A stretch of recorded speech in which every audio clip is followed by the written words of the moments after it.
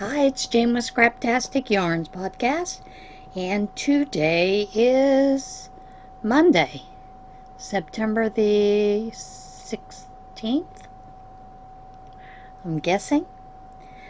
If you've already seen the other video telling you about the new rules for YouTube, I really appreciate it if you would actually go through, follow through on action.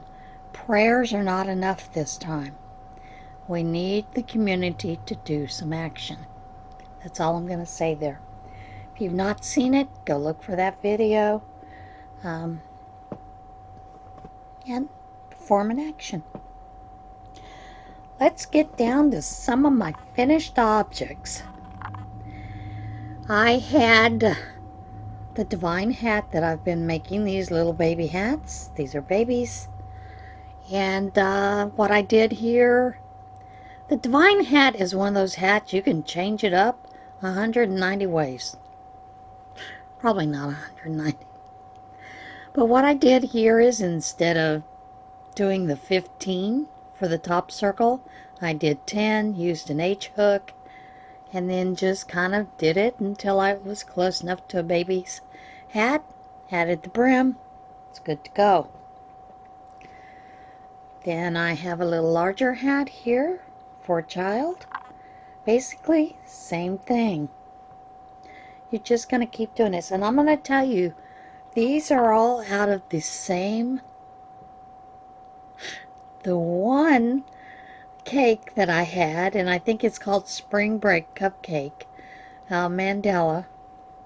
Cupcake Mandela. Cupcake called Spring Break, and I just used the one to make all these. And then this one. Now this one was cupcake down to here, and then the rest of it was a mandala. I think it's called Far Far Away. I had just a little bit left, so I just finished that off with that one. And then, I'd gotten that one skein. This one I'm keeping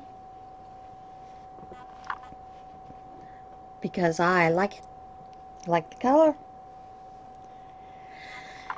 And that took care of most of the skein, although was able to get a partial hat, smaller hat. I have about that much left, and I don't seem to be able to find a yarn that will go with this to finish it. So tomorrow, when I go to my embroidery class over in Mifflinburg, I'm going to stop at Ben Franklin's and see if I can find either this yarn or something that will go with it. They carry a lot of brands, not only Red Heart, but Bernat, Mary Maxim. They carry a couple of different yarns, so I should be able to find something that will finish that off. And then Unraveled Mitten. Thought I had picked up block 17 because I haven't done that one yet. No, this is block 18. It's the grit stitch. So that is a finished object.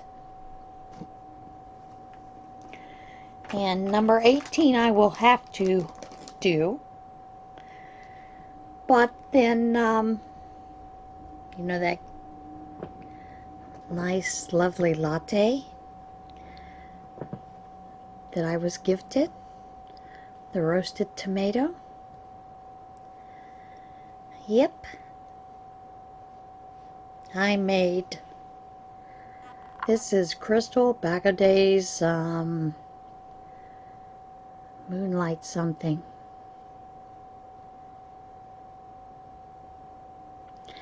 But anyway, hers has fringe.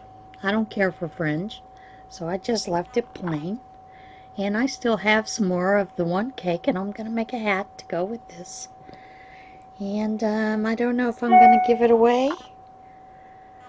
Keep it. I think I'm going to keep it because I really like that color. That's all I'm going to say. I really like the color.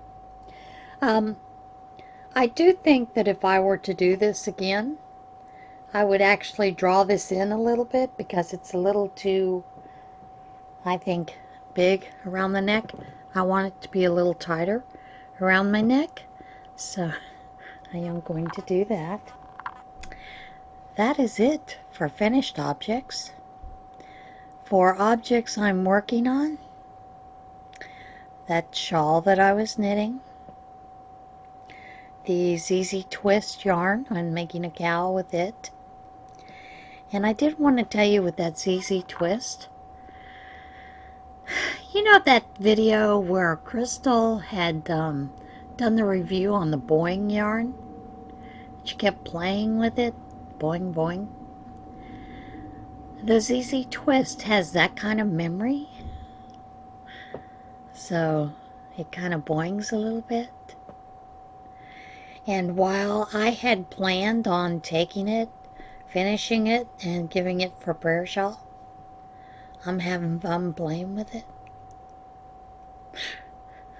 I may find it difficult to give up, but yeah, it's a lot of fun. What can I say? A lot of fun. That is, like I said, that is it. I don't think I have anything else that's finished or even being worked on. I will tell you that this weekend I went to my local Bernina's store for their anniversary sale. And the current Bernina machine that I have that I've been sewing on is an 830. And I have been having a lot of issues with it, with not retaining some of the memory gears coming up, which sometimes the machine, it's a computerized machine, gets confused. It is an older machine. They no longer make it. So, well, they do make it, but they do make it in a newer model. But they had this wonderful sale. And I talked to my husband, and I said, well, you know, making the bags and everything, I really need a machine that can do the job without me having to worry about taking it in. So I did go in and I upgraded to the 880. And we had taken my 830 and I had the cases for the embroidery module and for the machine, which I've not used that much because I don't take it to class. I have them set up a machine for me at class because they're heavy machines. Very heavy. Very, very heavy. So they set us up a machine, and you know, I just need to bring my hoop and everything I need to get the project done, or I can buy it there, you know, because the shop has fabric and all kinds of stuff. So, but they gave me the district manager for Bernina was the one that we worked with. He said to me, you know, we'll give you $2,200 trade-in for your machine and the bags and everything. You know, we're okay with it. When they came back to sign the papers, he'd changed that amount. Leon, the owner of the store, had gone back, looked at it, looked at the condition of the cases, and realized that they needed to give me a bigger discount. So they gave us back a little more off of it. And so I now have a new machine. My craft room has been a disaster area for quite some time.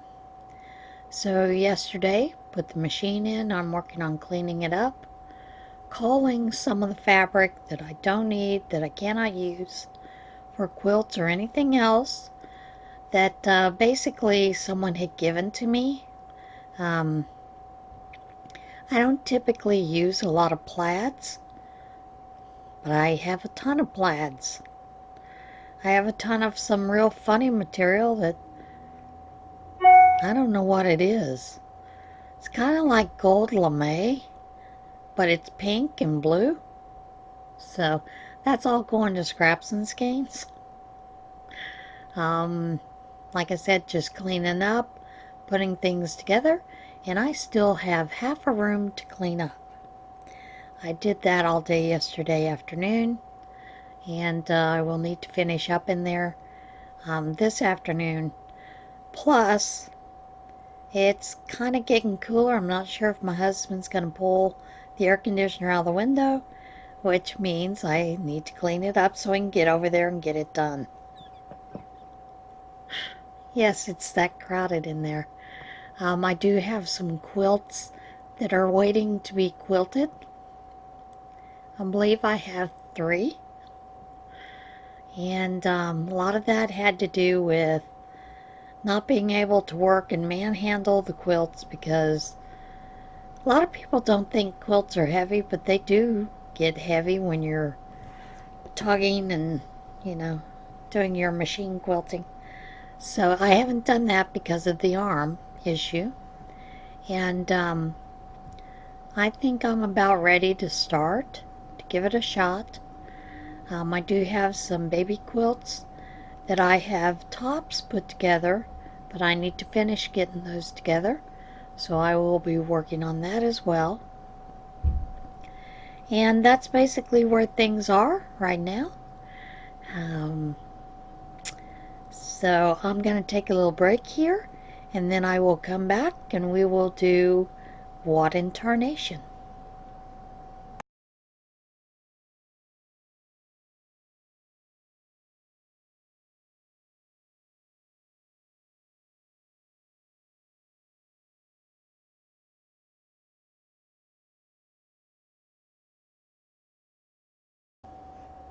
I did want to tell you before we do What in Tarnation, the roasted tomato yarn is the yarn that Janet LaPrey sent me. And again, I appreciate that. The pattern that I did was Crystal Bagoday's Midnight Stroll with the neck cowl pattern. She has another one out that I'm planning on doing, but just haven't gotten to it yet. So, what in tarnation? Sometimes I wonder what in tarnation is going on day to day, This first story, of course, involves an emu. Apparently there are emus across the nation that are rebelling and running amok. Emu caught running loose on California highway. Authorities in California are trying to identify the origins of an emu found running loose along a stretch of highway. The California Highway Patrol, CHIPS, said officers responded to reports about a large flightless bird, initially thought to be an ostrich. Yeah, they're about the same size. Well, ostriches are a little bigger, different coloring. Wandering along the shoulder of the southbound Highway 99 near Avenue 17 in Madera County. This afternoon we were graced by the presence of an emu, CHIP officers said. In a Facebook post, officers were able to corral the suspect, place him into custody with no injuries. That was good. CHIP spokesman Gregoria Rodriguez said the emu was turned over to local animal services, and officials are trying to find the owner of the large bird.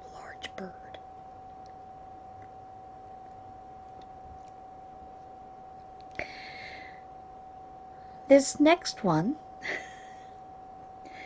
is about fireballs crossing over in the state at night. A driver's dash cam, captured video of a fireball glowing in the night sky over North Carolina. The video shows the fireball streaking toward the horizon for about 3 seconds as the driver traveled on Raleigh Road in Wilson at about 8:07 p.m. The American Meteor Society said there were about 20 reports of fireball sightings around the same time from as far away as South Carolina and Virginia. The AMS said the fireball's trajectory appeared to be heading toward the coast of Morehead City. You can see that video at abc11.com. I mention this because, my husband is a geologist. And many times people have brought in unidentified items which they thought may possibly be a meteorite. And that's what would be falling and causing that fireball. And if you ever are able to find a meteorite, as you know, they go and they sell for lots of money. Big money. So if you're in the Morehead City area, keep your heads. Look out for that meteorite. You might be able to make a few dollars off of it.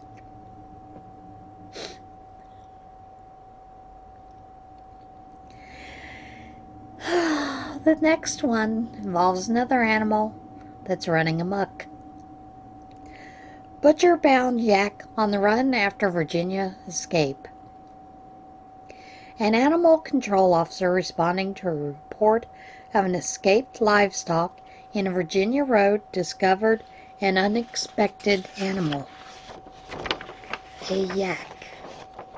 Yak. A yak. Nelson County Animal Control Officer Kevin Wright said he was expecting a black Angus cow or another livestock animal more common to the area when he responded to the call about 10 a.m. Tuesday. They didn't say anything about a yak. Wright told the news in advance the yak escaped the area and fled into the mountains. Imagine that. Wright learned the animal named Meteor, following a meteor, had been traveling on a trailer from Buckingham Farm to a butcher when he made a run for it. Don't blame him a bit. I think this thing made a break for it and took off, Wright said. Meteor was spotted Wednesday around the Orchard House bed and breakfast, but left the area before authorities arrived. As you know, yak fur can be turned into yarn. So I'm really hoping that this yak escaped to a lovely person who's willing to cull the fur, and spin it into yarn, therefore saving his life. Oh boy. This next one is fairly interesting.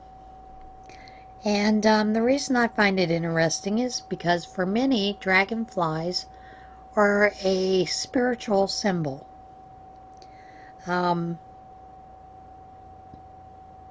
can you imagine that many? A lot of people think they're like angels. Dragonfly swarms show up on weather radar over 3 states. That's a lot of dragonflies. The National Weather Service shared radar images showing massive swarms of migrating dragonflies over 3 states. The NWS, National Weather Service, Cleveland office tweeted radar images showing the insects creating storm cloud-like shapes over Ohio, Indiana, and Pennsylvania. Norman Johnson, a professor of etymology at Ohio State University, said the dragonflies are likely green darners on their way south for the fall. Who knew they had different names? He said large swarms of insects are unusual, but can occur when local weather causes them to cluster. The big swarms have been recorded a lot over the years, but they're not regular, he told CNN. That's a lot of dragonflies. Worker at New Zealand company brings clown to firing meeting.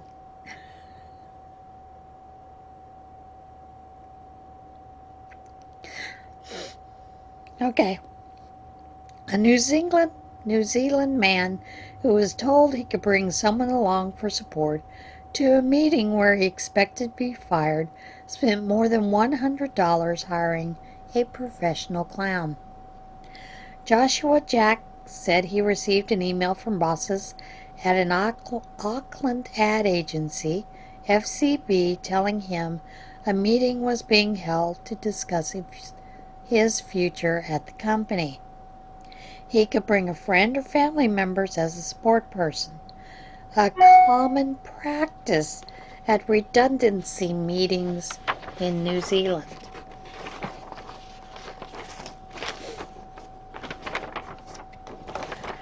Sensing the bad news, I decided I needed the best support person available. So I spent $200, US equivalent of $127, to hire a clown, he wrote on Facebook. Jack shared photos from the meeting, which featured the clown in full makeup, making balloon animals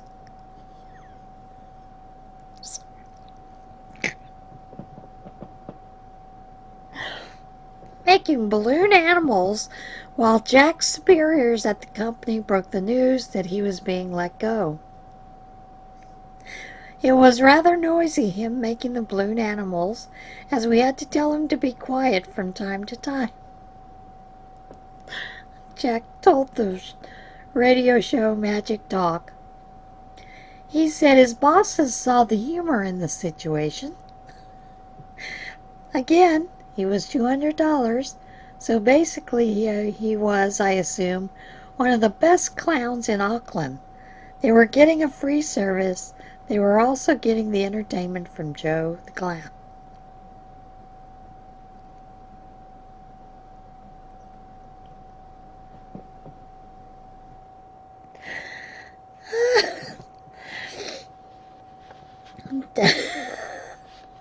Jack said the story has a happy ending. He already has a new job with the competing agency, DDB.